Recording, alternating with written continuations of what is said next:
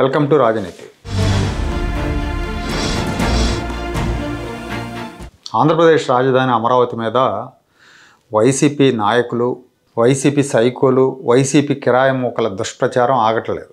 మెత్తగా ఉంటే మొట్ట బుద్ధి అవుతుందని ఒక సామెత ఉంది. ముఖ్యమంత్రి చంద్రబాబు నాయుడు గారి మెతక వైఖరి వల్ల వీళ్ళు అడ్డగోలుగా రెచ్చిపోతున్నారు, హద్దు లేకుండా మాట్లాడుతున్నారు. సాక్షి పత్రికలో అయితే తప్పుడు కథనాల సీరియళ్ళు ప్రతిరోజు అమరావతి మీద నెగిటివ్ వార్త ఉంటుంది. అమరావతి చిన్న వర్షం పడితే అమరావతి మునిగిపోయిందనో, లేకపోతే టెండర్లో అవినీతి జరిగిందనో, లేదంటే వైసీపీ నేతలు తప్పుడు ప్రచారాలు, ఎవడో ఒకడు వస్తాడు ఇది కమ్మాళ్ళ రాజధాని అంటాడు, ఇది ఇంకోహళ్ళ రాజధాని అంటాడు, ఇంకొకటి ప్రాంతం పేరుతో వస్తాడు, మొత్తం డబ్బులన్నీ అక్కడే పెడుతున్నాడని ఇంకొకడు వస్తాడు. ఇట్లా రకరకాల దుష్ప్రచారాలు చేస్తున్నారు. ఇప్పుడు ప్రభుత్వం అమరావతి విస్తరణ యోచన కూడా చేస్తూ ఉంది. ఇప్పుడు 33,000 ఎకరాలు రైతుల దగ్గర నుంచి తీసుకున్న తొలి దశలో, రెండో దశలో ఇంకో 40,000 ఎకరాలు తీసుకోవాలనే ఆలోచనలో ఉంది. ఎయిర్పోర్ట్కి ఒక 5,000 ఎకరాలు అంటున్నారు. కాలుష్య రహిత పరిశ్రమలకు ఒక 2,500 ఎకరాలు కావాలి. పరిశ్రమలు లేకపోతే నగరం అభివృద్ధి కాదు కదా అంటున్నారు. స్పోర్ట్స్ సిటీకి ఇంకో 2,500 ఎకరాలు సమీకరిస్తున్నారు. సో వాళ్ళు చెప్పినట్టు పరిశ్రమలు, విద్యాలయాలు ఇవన్నీ లేకపోతే ఒక నగరం డెవలప్ కాదు. కాబట్టి రైతులు కూడా ఇప్పటివరకు గ్రామ సభలు నిర్వహిస్తే 80% మంది రైతులు ఇవ్వటానికి సిద్ధపడుతున్నారు. కాకపోతే వాళ్ళు కొంత కండిషన్స్ పెడుతున్నారు. ఎన్నేళ్లలోపు మీరు మాకు మళ్ళీ రిటర్నబుల్ ప్లాట్స్ ఇస్తారు, అవి ఎక్కడ ఇస్తారు, వాటిని ఎలా డెవలప్ చేస్తారు, ఇక్కడ ఏం పరిశ్రమలు తీసుకొస్తారు, ఇలాంటివన్నీ కూడా అడుగుతున్నారు. సరే, ప్రభుత్వం వైపు నుంచి వాళ్ళ నమ్మకాన్ని చూరగొనే ప్రయత్నం ప్రభుత్వం చేస్తూ ఉంది. ఈ పరిస్థితుల్లో వైసీపీ నేతలు, స్థానికంగా ఉండేవాళ్ళు, మండల స్థాయి నేతలు, గ్రామ స్థాయి నేతలంతా కూడా వాళ్ళకు ఒక ఆదేశాలు పార్టీ నుంచి వెళ్ళాయి.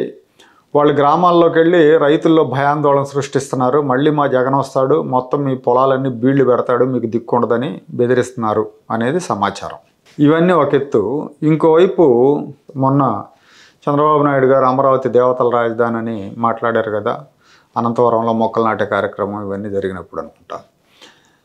సాక్షిలో ఒక చర్చా కార్యక్రమం నిర్వహించారు సీనియర్ జర్నలిస్టు కొమ్మినేని శ్రీనివాసరావు గారు. ఇందులో కృష్ణంరాజు అని ఒక అతను, చిన్న పత్రికల సంఘం ఏదో ఉంది అతనికి, అతను ఏదో ఒక పేరు పెట్టుకుంటారు, ఏదో ఒక సంఘం కావాలి కాబట్టి ఏదో ఒక చిన్న పత్రిక ఎడిటర్ అనుకుంటా. అతను జర్నలిస్ట్ ముఖం ధరించి చర్చలకు వస్తాడు. TV9 లేకపోతే సాక్షి ఇట్లా బ్లూ మీడియాలో డిస్కషన్కి పిలుస్తుంటారు అతన్ని. అతను అడ్డగోలుగా మాట్లాడాడండి. అతని మీద కూడా వైసీపీ పేటీఎం అని పేరుంది. అమరావతి దేవతలకు రాజధాని కాదు, అమరావతి వేశ్యలకు రాజధాని అని మాట్లాడాడండి. అమరావతి చుట్టుపక్కల వేశ్యలే ఎక్కువ మంది ఉన్నారు, దేశంలోనే ఎక్కువ మంది వేశ్యలు ఏపీలో ఉన్నారు, ఏపీలో ఎక్కువ మంది వేశ్యలు అమరావతిలో ఉన్నారు, కాబట్టి ఇది వేశ్యల రాజధాని అని మాట్లాడాడు. చాలా దారుణంగా మాట్లాడాడు. నేను వీడియో మీకు జస్ట్ చూపిస్తా ఫోన్లో. దీన్ని టెలికాస్ట్ చేస్తే కాపీరైట్ అవుతుంది. ఇది సాక్షిలో వచ్చిన వీడియో కాబట్టి జస్ట్ మీరు ఒకసారి చూడండి, వినండి, మాటలు వినపడతాయి. చంద్రబాబు నాయుడు అలాగే పవన్ కళ్యాణ్ గారు చెప్తున్నారండి, ఇది నిజంగా చెప్పాలంటే ఈ హిందూ దేవతలను ఆరాధించే వారి మనోభావాలను కించపరిచే విధంగా వారి వ్యాఖ్యలు ఉన్నాయండి. అది దేవతల రాజధాని అమరావతి కూడా పైన ఉంటుంది.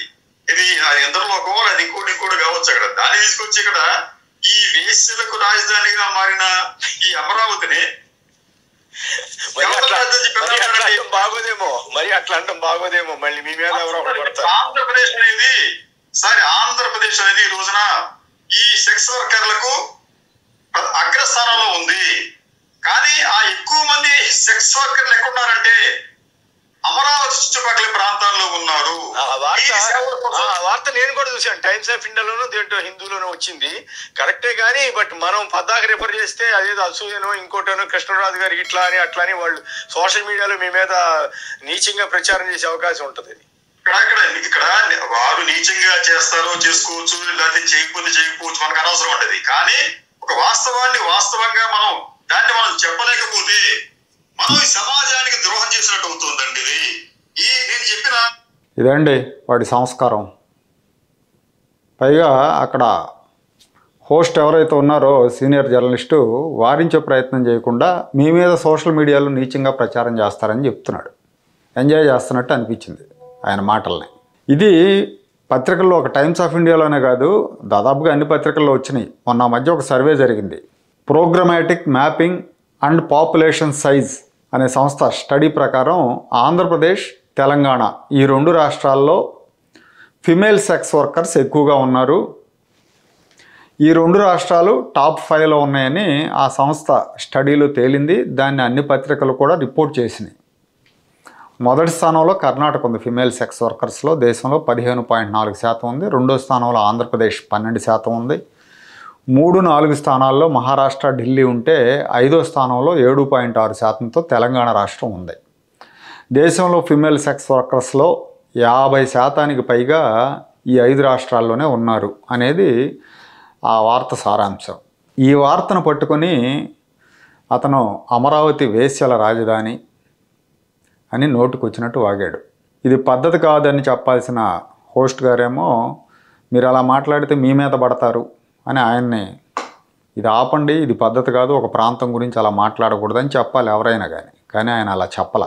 ఈ కృష్ణరాజు అనేవాడికి వైసీపీ పేటీఎంగా పేరుంది. అలాగే విజయవాడలోనే ఇంకో జర్నలిస్ట్ ఉంటాడు, ఆయన కూడా రిటైర్ అయ్యి ఎప్పుడో, వీళ్ళంతా కూడా ఎప్పుడో రిటైర్ అయిపోయిన వాళ్ళు లేదంటే ఏదో చిన్న పత్రికలు పెట్టుకున్న వాళ్ళు ఉంటారు, తిలక్ అని. ఆయన సుప్రీంకోర్టు దాకా వెళ్ళి చివాట్లు తిని వచ్చాడు. వీళ్ళది ఇక్కడే విజయవాడ పరిసరాలే, కానీ అమరావతి మీద హద్దులేని దుష్ప్రచారం చేస్తూ ఉంటారు. సొంత ప్రాంతం గురించి తప్పుడు ప్రచారం చేసే వాళ్ళని ఏమనాలండి? నాకు ఈ మాట అనడానికి సంస్కారం అడ్డొస్తుంది, కానీ తల్లికి మొగుళ్ళు అనాలి. సంస్కారం అడ్డొచ్చినా కానీ దాన్ని అణిచిపెట్టి నేను మరీ చెప్తున్నా, అంత కోపంగా ఉంది. నీకు ఇష్టం లేకపోతే ఇష్టం లేదని చెప్పు, కానీ ఈ రకమైన దుష్ప్రచారం చేస్తావా?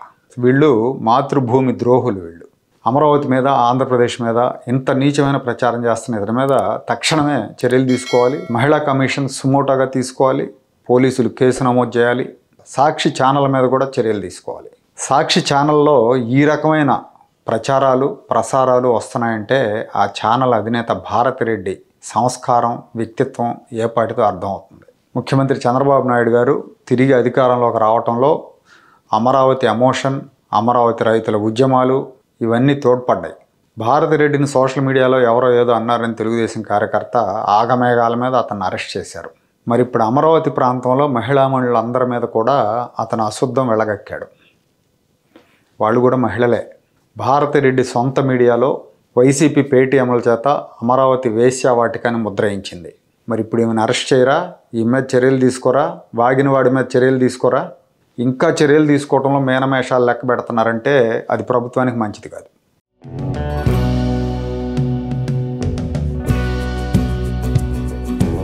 Like, share and subscribe to Rajaniti channel.